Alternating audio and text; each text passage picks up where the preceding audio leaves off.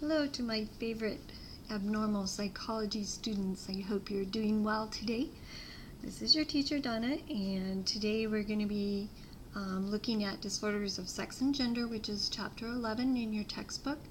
In addition to the information I give you here, please make sure you do read your text, and the full PowerPoint slides are in Desire to Learn as well. So these are just a shortened version, and you'll see also that there is a lot of text on these slides to try to give you additional information as well.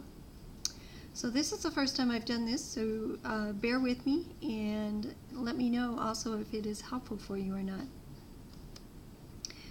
When we look at disorders of sex and gender, we find two general categories and for sexual disorders, and then a separate category regarding gender. And so you will notice that none of these are connected to homosexuality. Homosexuality actually was considered a disorder for a fair amount of time, but has also been out of the DSM for a fair length of time as well, since the DSM-3, I believe, which was in the 1980s. I'm not positive about that. I'll have to check on that for you. So what we'll be looking at in this chapter are two general categories of the sexual disorders, which are sexual dysfunctions, and those are actual problems that people have in the act of sex, so to speak, looking at desire and arousal and orgasm and so forth. And then we also have paraphilias, and I'll actually spend a little more time in that area because I think there are more myths around that area or misunderstandings than there are these sexual dysfunctions. At the end of the chapter, your text looks at gender dysphoria, which is still a disorder, and we'll talk about why that is so. Remember when we are going through these to consider the 4Ds. We haven't talked about those for a little while, but deviance, distress, dysfunction, and dangerousness, and see where you think they lie for these particular disorders. Just some stats there for you on sexual dysfunctions, primarily to point out that the prevalence is actually pretty high if you look at lifetime prevalence for both men and women in the United States. The primary result of a sexual dysfunction is distress, and also probably relationship problems, and you can argue whether those come first or later after the sexual problems. It's probably dependent upon the actual relationship and can certainly happen in either order. So here we have the 4 phases of the human sexual response cycle. Desire. If you have a sexual dysfunction in the area of desire, it is basically seen as a lack of desire.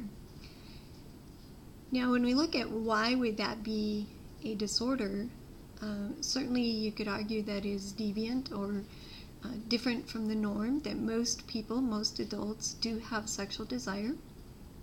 And so a lack of desire would be deviant from the norm. But remember, we need one of those other D's to actually have a disorder as well. So out of distress, dysfunction, and dangerousness, which do you think would be most likely to occur? If you guessed distress and dysfunction, you're probably correct. In dysfunction being really with relationships or a sexual relationship, rather than dysfunction in work or any of those other areas that or self-care, where we often see dysfunction. For excitement, we have the most commonly known, that wasn't very good English, the most well-known sexual dysfunction, which is erectile dysfunction, thanks to ads on TV and so forth regarding different medical treatments for erectile dysfunction. Erectile dysfunction, or ED for males, has both biological and psychological causes. And the biological ones that I just wanted to point out, because people don't always know them, are troubles with vascular medical issues like damage to the nervous system, different injuries, diabetes, kidney failure, heart disease, anything along that line can cause problems with erectile dysfunction that really are biological. The difficulty is that they turn in, or the problem turns into a psychological problem, or has the added component of a psychological issue, in that males may feel very bad or embarrassed because they are unable to perform. It can certainly cause dysfunction in the relationship. Their female partner may see it as a lack of desire, or a lack of connection, or a lack of love, even though none of those may be true at all. It can happen, and then you've got the biological and the psychological acting together, and it really makes for some difficult situations. I also forgot to mention, in the disorders of desire, the biological causes can be hormone abnormalities, chronic illnesses, some medications cause a lack of desire. Antidepressants actually commonly cause a lack of desire, a lack of sexual desire, or at least a drop in the desire. Lots of the illegal drugs like cocaine, amphetamines, heroin, and high levels of alcohol can also cause a lack of desire. Psychologically, a lack of desire often comes from depression or anger, sometimes relationship issues, also fears, memories, and certainly if someone has been sexually abused in their life, that can come in and affect their desire, and also the other phases of excitement and orgasm as well. One of the things that we see common for any of the sexual dysfunction disorders is that people may start out with a biological cause, or a traumatic memory cause, or something along that line, and it can quickly turn into one of embarrassment and fear that they won't be able to perform well or please their partner, or that their partner will see it as a lack of love, and so forth. And so it can become a bigger problem because of the way that an individual may view what is going on. And that often comes from a lack of education about what is really happening to their body, or to their mostly to their body. Sorry, my screen kind of dimmed on me and it distracted me. I apologize. So the types that you see there, they can be either lifelong or acquired after a certain situation or an illness perhaps, and they could be generalized to any sexual situation, or very situational to a particular partner or a setting of some type. Something to think about that we're not going to discuss here on the video, obviously, but just something for you to spend some time thinking. You can even put it on pause right now and think for a little bit if you want to. But we certainly see anxiety and fear of judgment being a problem in several disorders, especially the anxiety disorders, but they're very prevalent in sexual disorders as well. So why do you think that might be true? What has influenced our understanding of sexual performance, of sex in a relationship, that would make it so that we are fearful of being judged or not performing adequately? So you can just think about that a little bit. Perhaps in class we'll be able to have a few minutes to discuss this question. When we look at sex therapy for the sexual dysfunction category, it usually is pretty short in duration and includes a lot of psychoeducation. So that's the instructive part. It also gives specific techniques and helpful hints, so to speak, to aid in certain problems, like one that I didn't mention in this video, but it's in your textbook and in the other slides, and that is premature ejaculation. So what are some specific sex techniques that you can do to help with that issue? So sex therapy includes all of those things, but it's very focused usually. It certainly also includes relationship counseling, and that is probably just as important as anything, where we're looking for especially talking about mutual responsibility for the problem, that it isn't one partner's problem or one partner that's causing all of the difficulties. A strong emphasis on trying to eliminate any performance anxiety or judging that may be involved. Increasing communication in general. Communication is key, obviously, to relationships in many ways, and is certainly important in this area as well. It's also one of the areas that we probably have a hard time talking about, even in a close sexual intimate relationship. Changing any of those negative patterns that we may have that are causing problems. It can go back certainly to blaming someone for a problem that is occurring or adding to that performance anxiety and so forth. And then also, just as important, addressing any physical or medical factors that may need to be taken care of. For example, if there is a blood pressure issue or diabetes or anything that may be affecting especially a male's performance, to really get those biological problems taken care of too. Now, the second category of disorders is called paraphilias, and there are many of these. We're going to go through some of the more common ones. But in general, you'll note that they're characterized by unusual fantasies and sexual urges or behaviors. So you have your deviance here, and they are recurrent and sexually arousing. And most often, if a person has a paraphilia, they require an object or a situation in order to become sexually aroused. And so that's part of the issue, part of the distress and part of the dysfunction, obviously, and sometimes it certainly can be dangerous as well. You can see the items or people most often involved, and the humiliation or suffering of self or partner can be dangerous.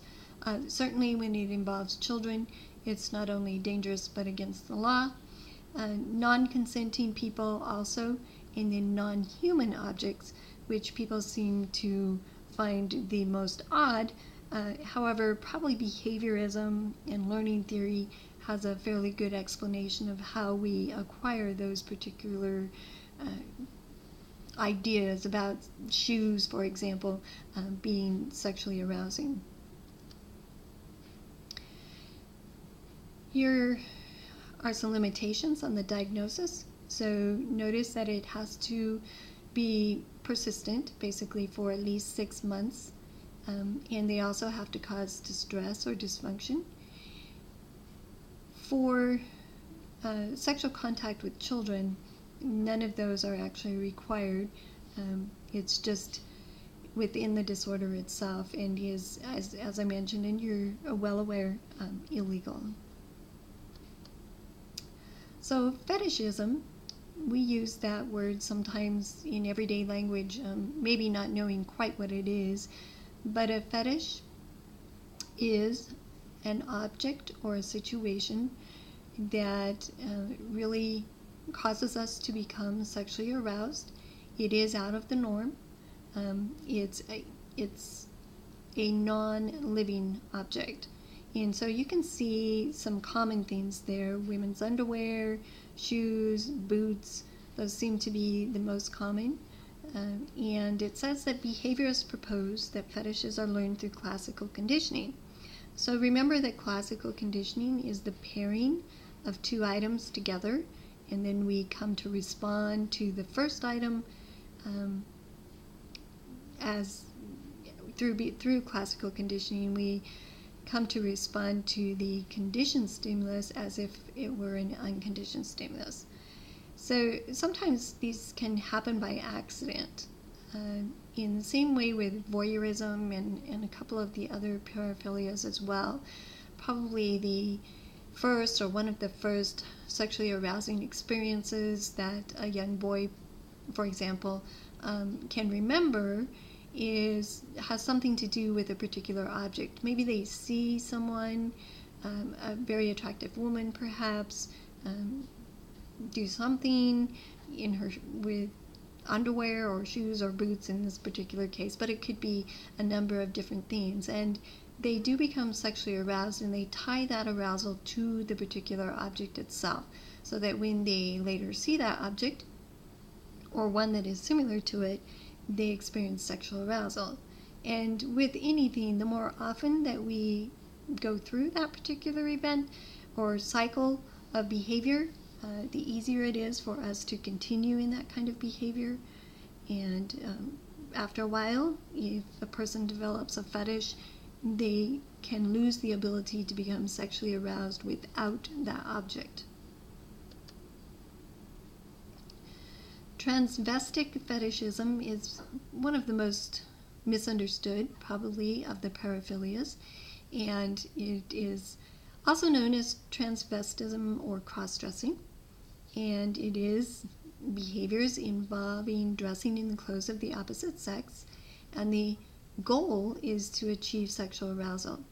Notice that it occurs most often with heterosexual males. It has nothing to do with homosexuality. It also has nothing to do with wanting to be the opposite gender.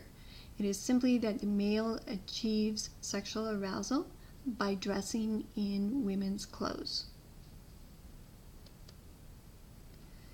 Exhibitionism is where the person exposes their genitals, usually in a public setting, and they don't really desire sexual contact. They're not trying to pursue someone. It's not an attack. It's not the beginning of rape.